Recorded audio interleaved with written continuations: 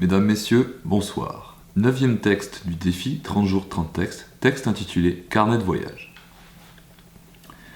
On se sent toute petite sous ces immenses boîtes à vivre, mais le vacarme de la rue nous ramène tout de suite à la réalité. Cette ville n'a rien à voir avec celle d'où je viens. Les vendeurs à la sauvette parquent leurs chariots sous les platanes, haranguant les passants de leur voix criarde et mystérieuse.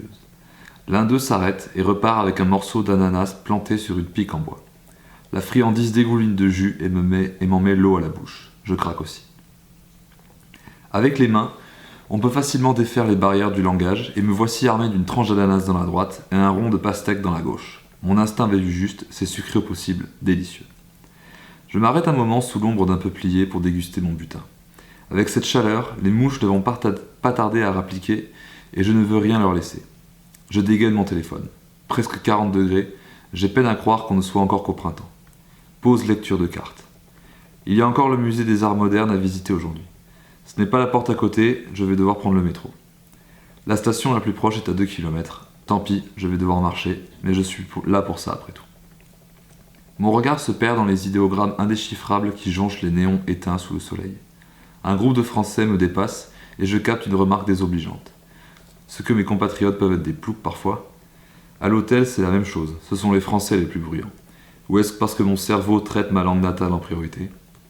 Les relents nauséabonds des langues de vipères sont vite chassés par la douce musique des danseurs de rue s'étirant en rythme.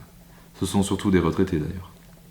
Les souterrains sont bondés, et chose bien singulière, bardés d'enseignes allant de Gucci à H&M. Au milieu de tous ces magasins, quelques individus à la peau rongée par le soleil s'assoient en tailleur, déplient un tapis et vendent quelques babioles en plastique. Les autochtones s'attroupent autour des bornes à tickets et je dois faire la queue. Contrôle des sacs obligatoire et me voici dans les rames à la propreté exemplaire. Comme je suis la seule étrangère, les gens me dévisagent un moment mais n'insistent pas. Ils en voient tous les jours des personnes comme moi. Je n'ai rien de bien intrigant.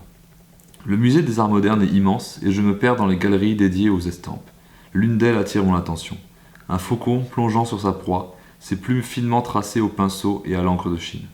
Des paysages au rouge, vert et jaune éclatant ornent les murs immaculés. C'est beau. J'aimerais bien dessiner comme ça moi aussi. Mais je n'en ai pas le talent et il faudrait sans doute toute une vie pour rivaliser avec les maîtres. Il est 22h quand je retrouve mon lit superposé. De mes 4 voisins de chambre, 3 sont partis dans la journée et 2 nouvelles têtes ont pris leur quartier, un couple d'Italiens. Je les salue d'un mouvement de tête et me replonge dans mon routard. Demain est une autre aventure. Longueur du texte, 552 mots. Je vous retrouverai demain soir, 18h, pour le 10e texte de ce défi. Merci et bonsoir.